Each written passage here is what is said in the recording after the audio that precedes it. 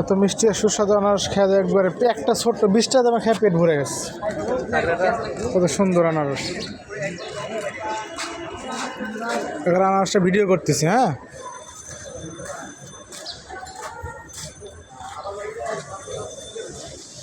এই পাশেরটা এগুলো হচ্ছে 20 টাকা আর এগুলো হচ্ছে 30 টাকা। সুন্দর।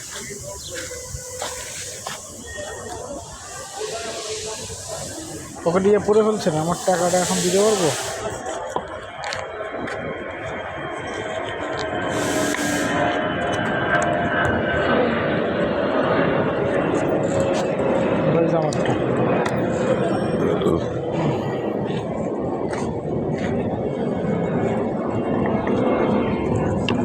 স্বাদে ভরা আনারস, সুস্বাদু।